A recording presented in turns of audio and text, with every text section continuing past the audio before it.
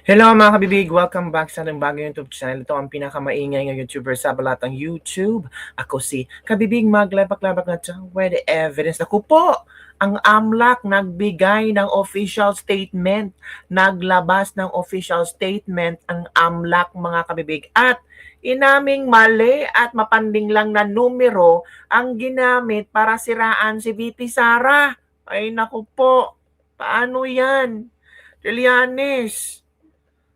Itong si Attorney Buenaventura, AMLAC official statement mga kabibig pinost ito ni Attorney Paulo Panelo. Naku po, naku nakakahiya to. Trillanes, nakakahiya talaga. Para kang matutunan na kandila nito. Opo mga kabibig. I-share ko sa inyo baka sabihin nyo ng gawa-gawa. Gawa-gawa na yan ni kabibig, gawa-gawa lang ng mga DDS para takpan si Sara. Hindi mga kabibig. AMLAC official statement talaga mga kabibig. O ha? Basahin natin. I-share ko sa inyo. Para sabihin nyo namang totoo ang sinabi ko. Ito Yan Galing yan kay Attorney Paulo Panelo. Tingnan. Attorney Paulo Panelo yan ha. Resibo. Sa AMLAC official statement noong 2017 pa, sinabi nito na mali at mapanlinlang ang mga numerong pilit na ginagamit ngayon para siraan si VP Sara Duterte. Hala ka! Yan na. Ito Masahin natin kabibig ha. The Anti-Money Laundering Council Secretariat received on September 6, 2017, the 17th of August 2017 letter of overall Deputy Ombudsman Melchor Arthur Carandang requesting it to initiate investigation on subject accounts. Sabi dito, we have categorically stated before that the Anti-Money Laundering Council AMLC is not the source of the documents and information attached by Senator Antonio F. Trillanes IV in his complaint regarding the alleged bank accounts of President Rodrigo Duterte. It has neither provided the Office of the Ombudsman with any report as a consequence of any investigation of subject accounts for any purpose. Hala ka. We have yet to evaluate the request and the initiation of an investigation, as well as the release of any report on subject will depend on such evaluation. Suffice is to state that in the attachment to the complaint, the alleged debits and credits representing outflows and inflows of funds were added together. Thus, the resulting total amounts are wrong and misleading. Yan ha. Wrong. The alleged debits and credits representing outflows and inflows. So outflows, yung paglabas ng pera, inflows, yung pagdeposito ng pera, o yung transactions yun, of funds were added together. Were added together pala. Thus, the resulting total amounts are wrong and misleading. Yan na. Yan ang ginawa ng AMLAC nung presentation nila sa ni VP Sara. Hala ka mga kabibig, paano yan? Matagal na official statement pa pala to mga kabibig. Yun na nga ang sinasabi natin. Huwag tayong basta-basta maniniwala sa kung ano-anong pinapakita. Dapat himay-himayin, titingnan, dapat iklaro. Kung paano yan nagbobumirang ulit sa kanila sa Justice Committee, lalo na kay Ridon at kay Luistro, nagbobumirang ang ginagawa niyo. Tapos tanungin niyo pa, bakit itong nasa AMLAC hindi nagka-coincide sa salin ni VP Sara? Excuse me, ang hina-hina ng mga kokote. Baka sabihin niyo naman, sino bang, ito yung source, tingnan natin yung source ha. Baka sabihin nyo naman, nako, walang source yan. Drama lang yan. Sige. Ito yung source, tingnan natin ha. Yun ang source talaga yan. Maniwala kayo si Attorney Paulo. Ito yan. Sa AMLAC yan. Yan Mm, mm. Ito Ito ha Yan 'Di ba? Mm. Nabasa niyo, nakita niyo? AMLAC official yan ha. AMLAC official AMLAC official yan. Baka sabihin yung gawa-gawa namin yan. AMLAC official yan. Kita nyo? Hala ka. Paano yan? Ako, malaking kahihiyan na naman yan. Paano lang yan sasagutin? Eto naman ang komento ng ating mga netizen. Basahin natin kung ano ang komento nila dito hinggil dito ha. Nako, pinag-uusapan talaga ang mga AMLAC ngayon. Sige ba? Basahin natin There is no question on admissibility of documents presented. There is question pala by Trillanes. Sa totoo po, nagtaka ako bakit may mga bank statement siya na dapat ang bangko at ang may-ari ng bank accounts lang ay may access niyan. Every bank statement may pirma ng may-ari tapos kay Trillanes wala. Kaya nagtaka ako kaya nadududas talaga ang mga sinasabi niya. Ito pang mga sinasabi dito. The way their script is falling apart again, Imaw. Hindi nila mapabagsak ang VP natin. Kaya ano nang mangyayari, hindi naman iiwanan mga Duterte, laban kami hanggang sa dulo. Hirap na hirap talaga silang hanapan ng kaso si VP. Madali din kasi makalimot ang tao, akala nila uubra ulit ang style na ginagamit nila ngayon. Yan kabibig ha. Ito pa, ayaw nilang mag-release ng ganitong official statement ulit ang AMLAC kaya pinalitan agad ang executive director. Regardless, inflows minus outflows should match at least define salin. Hala, ang bobo ni Rodi. Hala, grabe ang bobo ni Rodi talaga. Hala ko. Aralin mo lang muna, sir, bago kayo mag-comment sa yung oras mga tao sa'yo dito.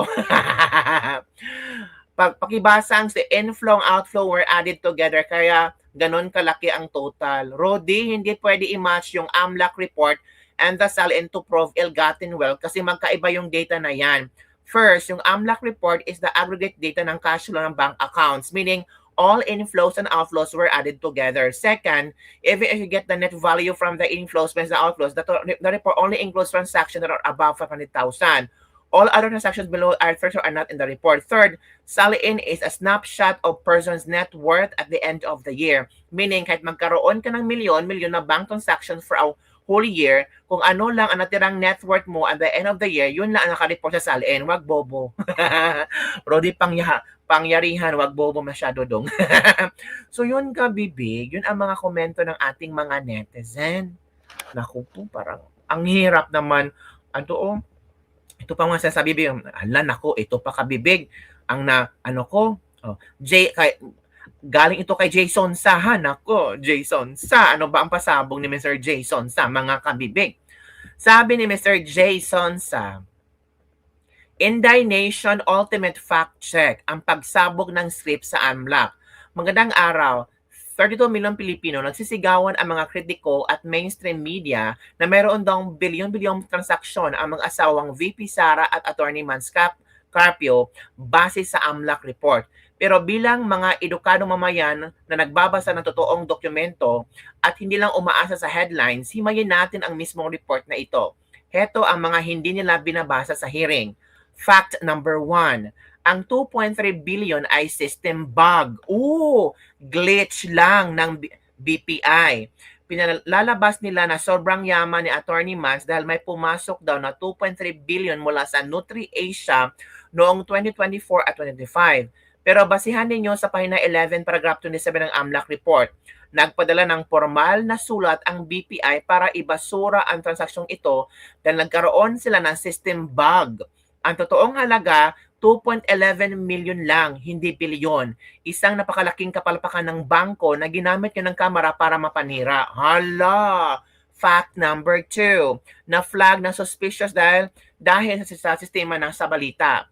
Sabi ni Trillanes, may mga suspicious transactions daw. Pero ayon sa mismo ng pahina 6 ng pahina 15 ng AMLAC report, na-trigger ang mga alerts na ito dahil hindi dahil may nakitang krimen, kundi dahil sa mga news reports at sa mismong House Quadcom Committee hearing. Ang lohika, sila ang gagawa ng chismis sa media. I-report ng bangko dahil nasa balita. Gamitan ng Kongreso ang bank report bilang ebidensya. Isang malaking circular demolition job. Oh.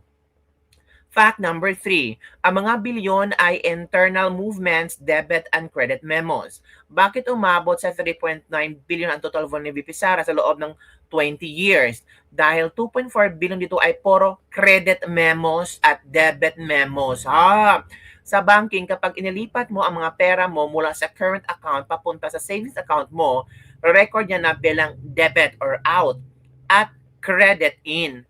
Doble ang bilang sa papel pero hindi ibig sabihin ay nadagdagan ang net worth mo. Ang konklusyon, binabasa lang ng Kongreso ang mga numerong pabor sa paninira nila pero hindi nila binasa ang paliwanag sa mismong dokumento. Ganyang kadesperado ang serkos na ito. Tindig in the nation. Ala ka, mga kabibig. System bug lang pala nangyari, kabibig. Naku, paano na yan? Naku po, kahiya-hiya. May AMLAC official statement, tapos system bug lang pala. Yung ni-report nila na 2.3, hindi pala 2.1 na, 2.3 ba yun? 2.3, 2.1 lang pala. Tapos nagpadala na pala ng formal na sunod ang BPI kay Man Scarpio na nagkamali. Kasi system bug. Naku, paano yan, kabibig? Sabi ni BH Party List, Representative Robert Nazal, the billions require context. AMLAC records reflective cumulative transaction flows over time. Each deposit withdrawal and transfers recorded separately. These figures do not automatically represent wrongdoing. Ang 3.2 billion na binanggit ay mula 2005 hanggang 2026. Mahigit 2 dekada. Ngunit ang impeachment ay nakatuon lamang sa kasalukuyang termino. The relevant periods begins June 30, 2022. Kapag ito ay na-isolate sa 2022 hanggang 2026, ang halaga ay humigit kumulang 63.8 million lang pala. Nako, this significantly alters the narrative. Numbers without context can mislead. At mahalagang tandaan, sa loob ng mahigit 20 taon na may access ng AMLAC sa mga record na ito, wala itong isinampang kaso laban kay VP Sara, which is true. This is a material fact that must be considered in evaluating current claims. Sabi dito, nakakahiya ang may mga PhDs, mga lawyers, members ng Committee on Justice, mainstream media who are intellectually dishonest. Tama. Kung talagang may kaduda-duda kabibig ba, sana noon pa lang ay nagsampa na ang AMLAC kay BP Sara. DOJ, ano si BP Sara, attorney, anong tawag dito? Si BP Sara, ano nito? Dapat itong tawag dito, sampahan ng kaso. Kasi, ang daming pumasok na pera. Kaya nga si Congressman Igay Erese, parang nadududa na yung transaction. Kasi buti pa si Congressman Igay na intindihan niya kung ano ang nangyari sa transaction. So ito kabibig ha, pakinggan natin si Congressman Igay Erese sa explanation at makinig kayo mabuti. So anyway, Egay, the AMLC reported around 6.7 billion in flag transactions linked to Vice President Sara and Attorney Man Scarpio. No? Sa tingin mo, gaano kalakas itong ebidensyang nakita natin at kung umabot sa Senado? Well, alam mo, Sec Edwin, kasi I was taken out of the Committee on Justice. Because you were removed as deputy. Meron mga questions sana ako. So, hindi ko na naitanong kasi kung hindi ka member of the Committee on Justice, you cannot ask questions. Kaya nga, sabi ko, you can attend as ex officio. But you cannot ask questions. Hindi na ako ex officio. So, I have no more committees. Any committee, wala na ako sa House. So anyway, ang bala ko na lang gawin ay I will have to wait for the committee report and review it. At pag-aralan ko mabuti, then I will base my decision at kailangan ko siguro magtanong sa plenary. Yes. Pagka nagkaroon ng plenary debates dun sa committee report. Ilabasan natin dito yung mga tanong mo. 6.7 Well, billion. marami akong tanong So, ibig sabihin, marami akong katanungan. Yung Madriaga, ang daming loopholes. Tapos nakita ko yung Kasi yung transactions is different from statement of bank deposits. Kaya nga I was about to ask yung Yung, 6.7 billion. kasi for 25 years, Oo nga, oo. pag, for example, if you are for example, a businessman, meron kang project, ang project mo 20 million, for example. By the way, 19 years lang yun. 19 years. 19 years. So 19 years. So 20 million. Ang profit mo doon ay, for example, 10%. So binayaran ka ng kliyente mo, 20 million. Pinasok mo Okay. sa bangko mo. Tapos you will have to pay yung mga suppliers mo.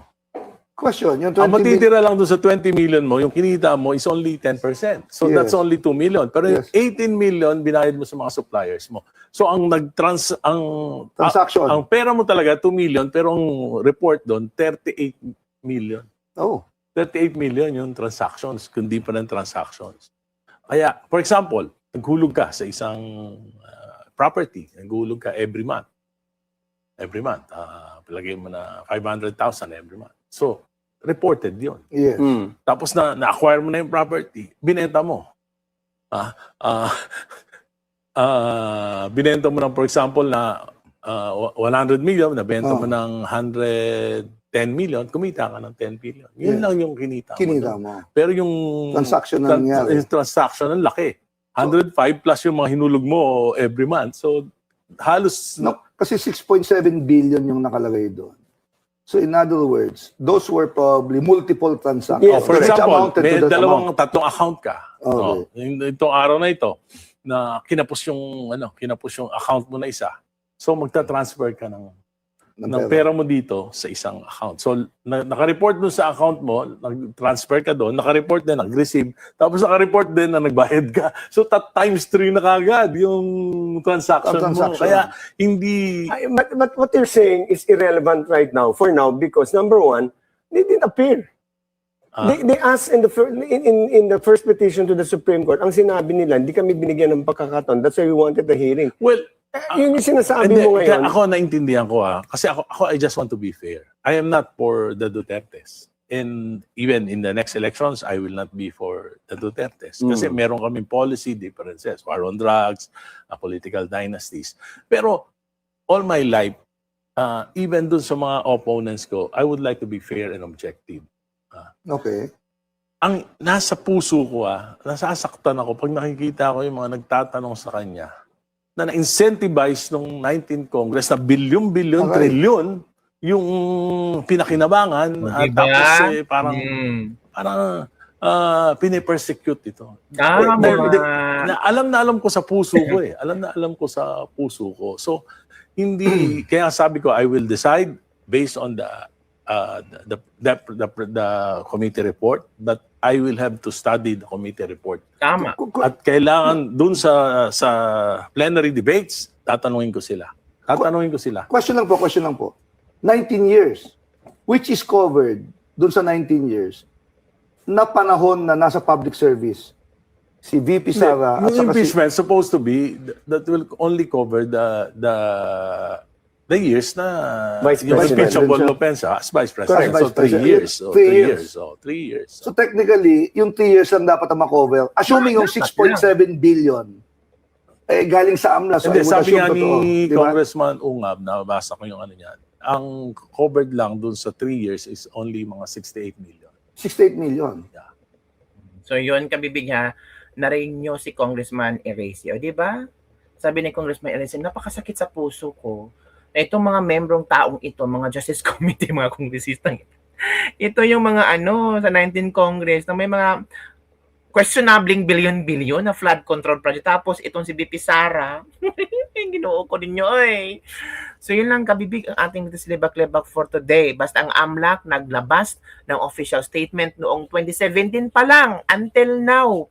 Sabi ng iba, kaya pala pinalitan. Oh, kaya pala pinalitan yung AMLAC nag-transfer ng ibang kasi itong bago para yatang sunod-sunuran lang or baka takot lang. Hala ka, sobrang katakot-takot mo dong itong posibleng, sabi sa Atty. Sat Panelo,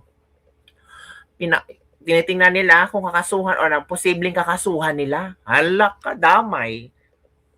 So yun lang kabibig ang ating Libak-Libak for today. Don't forget to like, subscribe, and share this video para sa mga latest trending news na ating pag-usap-usapan. Bye everyone! See you next time!